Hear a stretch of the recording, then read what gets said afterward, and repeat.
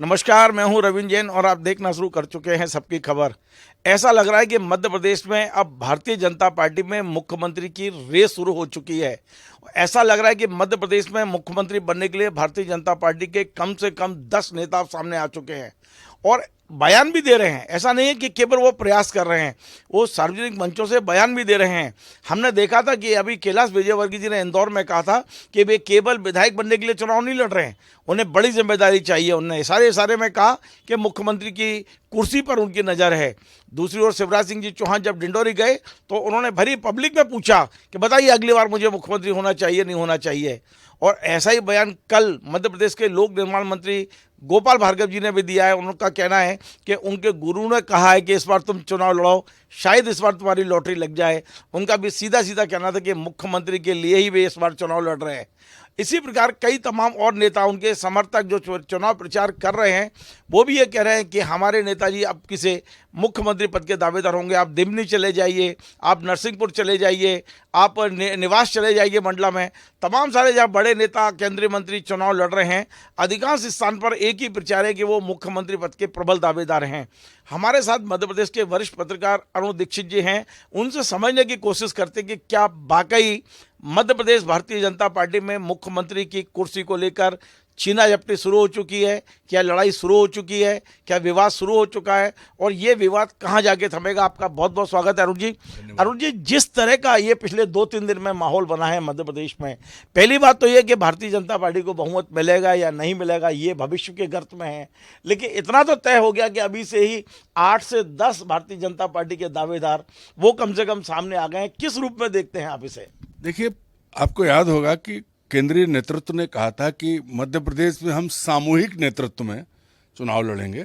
दिल्ली में सिर्फ नरेंद्र मोदी और मध्य प्रदेश में सामूहिक नेतृत्व। तब उन्होंने किसी का नाम नहीं लिया था। पहले सिर्फ शिवराज सिंह दावेदार थे, उनका भी नाम नहीं लिया, ना प्रेस कॉन्फ्रेंस में लिया, ना भाषण में लिया। पर जब उन्होंने दूसरी सूची में 7 सांसद और 1 राष्ट्रीय महासचिव को उतारा तो ऐसा लगा कि एक साथ कई चेहरे आ गए। तब तक भी ठीक था। उसके बाद जो शुरू हुआ है, सब मैदान में आए हैं। शुरुआत की कैलाश विजयवर्गीय ने, उन्होंने इंदौर में सबसे कहा कि मैं किसी छोटे काम के लिए नहीं आया हूं, मैं सिर्फ ये चुनाव नहीं लड़ूंगा, मेरे को बड़ी भूमिका मिलनी है, ये केंद्रीय नेतृत्व ने कहा है। उसके अगले दिन शिवराज सिंह चौहान ने नरेंद्र मोदी की मौजूदगी में जबलपुर में ये कहा कि आप बताओ पब्लिक से कि मेरी सरकार कैसी चल रही है, मेरी सरकार अच्छी चल रही है कि नहीं चल रही है। ये संकेत था। उसके अगले दिन वो डिंडोरी पहुंचे और डिंडोरी में उन्होंने जो बातें कही उनको मैं एक एक करके दोहराऊं। उन्होंने कहा, आप बताओ मेरी सरकार बुरी है क्या, अच्छी चल रही कि नहीं चल रही, अच्छी चल रही है तो फिर सरकार फिर बननी चाहिए कि नहीं बननी चाहिए, मुझे मुख्यमंत्री बनना चाहिए कि नहीं बनना चाहिए, मामा को मुख्यमंत्री बनना चाहिए कि नहीं बनना चाहिए। यही नहीं रुके, बोले मोदी को प्रधानमंत्री बनना चाहिए कि नहीं बनना चाहिए। और उसके आगे जो बात उन्होंने कही वो ये कही थी कि जो मेरा साथ देगा मैं उसका साथ दूंगा। और उससे पहले एक बार उन्होंने ये भी कहा था कि मैं कमजोर जरूर दिखता हूं, मैं लड़ने में बहुत तेज हूं। इसके बाद आगे चले, इसके बाद आते हैं गोपाल भार्गव। गोपाल भार्गव जी ने बड़े प्यार से अपने गुरु के, मैं क्षमा सहित आपको यहाँ रोक रहा हूँ क्योंकि बहुत महत्वपूर्ण बात अभी आपने कह दी है गोपाल भार्गव और तमाम सारी चीज़ों पे हम आगे बढ़ेंगे। आपने कहा कि शिवराज जी ने कहा कि मैं कमज़ोर हूँ पर लड़ने में माहिर हूँ या लड़ सकता हूँ, बड़ी लड़ाइयाँ भी लड़ी हैं।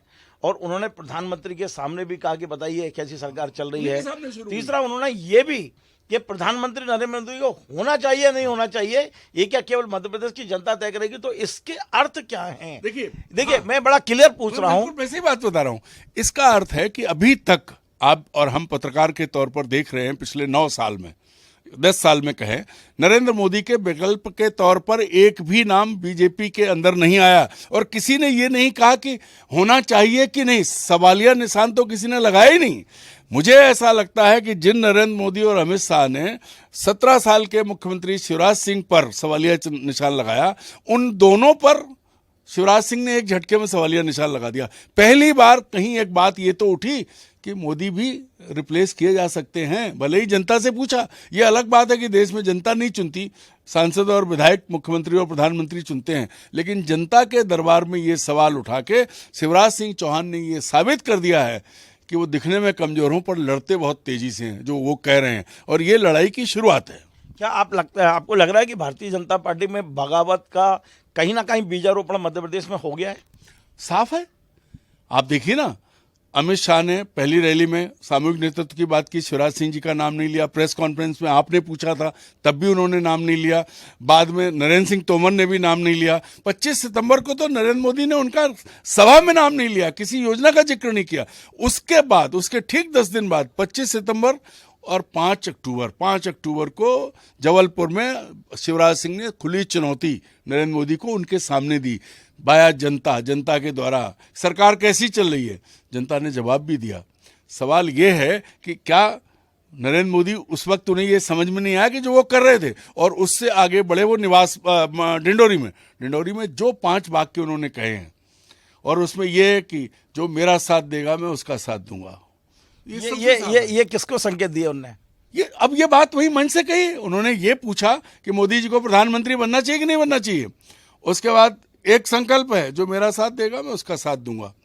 अब ये हवा में बात जो कही गई है, इसको अगर सीक्वेंस में ले लें आप कि सरकार अच्छी है कि बुरी है, भाई एक तरफ केंद्रीय नेतृत्व तो आपका नाम लेने को तैयार नहीं है, दूसरी तरफ आप प्रदेश की जनता से पूछ रहे हो कि मेरी सरकार अच्छी है कि बुरी है। मतलब साफ है कि आप नाम नहीं ले रहे हो, ये भाग्य विधाता जनता ये नाम ले रही है। चुनौती उन्हीं को आई है। चलिए हम अब शिवराज सिंह जी थोड़ा आगे बढ़ते हैं। मध्य प्रदेश में मुख्यमंत्री के तमाम सारे दावेदार हैं। हमने सुना, अभी देवनी से कुछ कार्यकर्ता बता रहे थे कि वहाँ जो प्रचार शुरू हुआ है देवनी में, वहाँ यही कहा जा रहा है कि नरेंद्र सिंह जी विधायक बनने नहीं आए हैं, हम एक तरह से मुख्यमंत्री पद को चुनेंगे।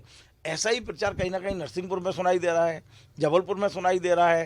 मतलब जहां आप जाइए, जितने भारतीय जनता पार्टी के बड़े नेता खड़े हुए हैं, सभी जगह एक ही प्रचार है कि ये मुख्यमंत्री पद के दावेदार हैं। और गोपाल भार्गव जी ने जिस तरह से कहा है, तो इन तमाम मुद्दों को क्या लग रहा है कि क्या होगा क्या भारतीय जनता पार्टी का मध्य प्रदेश में? देखिए, अब जिस तरह का वर्गीकरण हुआ है, सबसे पहले शिवराज सिंह चौहान को मुख्यमंत्री रहते हुए किनारे किया गया, और उसके बाद जो चेहरे आए, तो सबसे पहले दावेदार आए कैलाश विजयवर्गीय। उन्होंने साफ साफ कह दिया अपनी पब्लिक से। तो जो नाम है, मैं नाम लेता हूं, शिवराज सिंह, कैलाश विजयवर्गीय, गोपाल भार्गव, नरेंद्र तोमर, फग्गन सिंह कुलस्ते, प्रहलाद पटेल, और अभी जो एक नाम और जुड़ा है नरोत्तम मिश्रा, और बीडी शर्मा, और तो और नए चेहरे भी हैं जैसे लाल सिंह आर्य। क्योंकि जब आप आदिवासी की बात करेंगे तो आपको एक दलित भी लाना पड़ेगा। तो ऐसे अगर देखो आप, ये तो सामने दिख रहे हैं, क्योंकि लाल सिंह आर्य भी वरिष्ठ नेता है, फग्गन सिंह कुलस्ते भी वरिष्ठ नेता है। पूरी बीजेपी पिछले उस कई वर्षों से मुहिम चला रही कि हमने मुर्मू को राष्ट्रपति बनाया, आदिवासी समाज को आगे लाए। तो कल कोई बात, मध्य प्रदेश में तो 47 सीटें हैं उनकी, वो कहेंगे दिल्ली में किया सो किया, चलो एक बार मध्य प्रदेश में कर दो, तो सबसे ऊपर आ जाते हैं 47 सुरक्षित सीट वाले अपने फग्गन सिंह कुलस्ते। लाल सिंह आर्य के भी 35 सीटें हैं। एक बहुत महत्वपूर्ण बात है अरुण जी, मेरा जो राजनीतिक अनुभव है, मुख्यमंत्री पद के जब ज़्यादा दावेदार हो जाते हैं तो फिर पार्टी में एक दूसरे को निपटाने की प्रक्रिया शुरू होती है। मैं वही कहने जा रहा था। तो क्या मध्य प्रदेश भारतीय जनता पार्टी को वो रोग लग चुका है? अब मान लीजिए कैलाश विजयवर्गीय को सीएम बनना है, तो वो अपने प्रतिद्वंदी को क्यों जीतने देंगे? नहीं, मुझे ऐसा लगता है कि केंद्रीय नेतृत्व ने, मैं फिर कहता हूं, पूरी जिम्मेदारी के साथ कहता हूं कि सारे बड़े नेताओं को उतार के मध्य प्रदेश के साथ जो खेल किया है, क्योंकि मध्य प्रदेश बीजेपी का गृह प्रदेश, नर्सरी, तमाम चीज़ें, सबसे ज़्यादा ताकत यहाँ से मिलती रही है। वो मध्य प्रदेश में इतना धमाल मचा देंगे, इतना कीचड़ उछाल देंगे पार्टी के भीतर, क्योंकि पहली बार ऐसा हुआ कि सिटिंग एमपी जो इलेक्टोरल चुनावी राजनीति में नरेंद्र मोदी से सीनियर है, उसका नाम नहीं ले रहे हैं, और उसके साथ वो सब कालीन है। नरेंद्र तोमर शिवराज सिंह के समकालीन हैं, गोपाल भार्गव वरिष्ठ हैं, प्रहलाद पटेल समकालीन हैं, फग्गन सिंह कुलस्ते भी समकालीन हैं, बीडी शर्मा बहुत जूनियर हैं। लेकिन इसमें और नाम जोड़ लो तो अपने क्या नाम, लाल सिंह आर्य भी पुराने हैं, नए नहीं हैं। और अभी बहुत छुपे हुए हैं। नरोत्तम मिश्रा तो 3 साल पहले अपना सब तैयार करके बैठे थे, अचकन भी चली थी, वो कहाँ चले जाएंगे? और अब जो प्रयोग नरेंद्र मोदी ने गुजरात में किया था, अगर उसी तरह का कुछ हुआ तो पता लगा फर्स्ट टाइमर कोई सीएम बन के आ जाएगा। तो वो लाइन अभी हम देख नहीं पा रहे हैं, जो एक नई लाइन खड़ी हो मुख्यमंत्री बनने की। बिंद में भी एक बड़े नेता हैं राजेंद्र शुक्ला, वो भी सपने देख रहे हैं, कोई बता रहा है उनको। वो पेशाब कांड के चलते अभी मंत्री बन गए 1.5-2 महीने के लिए, तो वहां तो अब जीत जाए वही बहुत है कि उस इलाके में ब्राह्मणों के साथ जो हुआ है, और केदार शुक्ला ने ऐलान कर दिया रीति पाठक के खिलाफ इंडिपेंडेंट चुनाव लड़ने का, तो पहले वो अपनी कुर्सी बचा लें। और अधिकांश नेताओं में जो मुख्यमंत्री पद के लिए उतारे गए हैं, 2-1 को छोड़ दें, अपनी कुर्सी बचाने के लिए उन्हें पहले विधायकी बचाने के लिए अरुण जी राजनीतिक विश्लेषक के रूप में यदि आप चिंतन करें, बात करें, तो क्या भारतीय जनता पार्टी से ये गलती हो गई है कि पिछले 4 चुनाव 2003 से लेके अभी तक वो लगातार मुख्यमंत्री का चेहरा सामने रख के लड़ते थे, इस बार उन्होंने कोई एक चेहरा सामने नहीं रखा है, तो क्या इसका कोई नुकसान होगा या इसका फायदा होगा? देखिए, ये प्रयोग एक्सक्लूसिव प्रयोग है नरेंद्र मोदी और अमित शाह का। ये उन्होंने गुजरात में 2 बार किया। पहले पूरी कैबिनेट हटा दी, विजय रूपाणी को हटा के फिर लाए, और दोबारा उन्होंने मंत्री हटा दिए, और 45 टिकट बदले थे पिछले चुनाव में।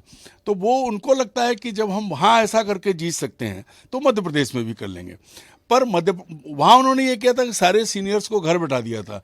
यहाँ उन्होंने ये किया कि सारे सीनियर्स को अखाड़े में उतार दिया। जो अभी आप कह रहे थे पहले आपस में लड़ो, जो आप कह रहे हैं कि चल भैया मुझे बनना है तो पहले ये तो साथ खत्म करो, कांग्रेस की बाद में देखेंगे, पहले घर के भीतर के साथ खत्म करो। तो इसको कहते हैं कि धमाल मचा दिया है, अखाड़े में उतार दिए हैं, और जो खींचतान होने वाली है, जो कुनवे के भीतर जो लड़ाई होने वाली है, वो शायद किसी प्रांत में ऐसी नहीं हुई होगी जैसी अब मध्य प्रदेश में होगी, और कटसी अमित शाह और नरेंद्र मोदी। अच्छा, ये पूरे माहौल का जो आप कह रहे हैं, चुनाव परिणाम पे क्या असर होगा? आपको क्या लगता है परिणाम मध्य प्रदेश का किस ओर जा रहा है? देखो भैया, अंग्रेजों की एक कहावत है, उसको हिंदी में कहते हैं जब ज़्यादा रसोइये हों तो खाना खराब हो जाता है। तो मुझे ऐसा लगता है कि मुख्यमंत्री बनने के लिए लड़ते रहेंगे और पार्टी हार जाएगी। पार्टी में कार्यकर्ता नाराज है, इस बात का अंदाजा खुद फीडबैक केंद्रीय नेतृत्व का है, इसीलिए तो उन्होंने टेक ओवर कर लिया।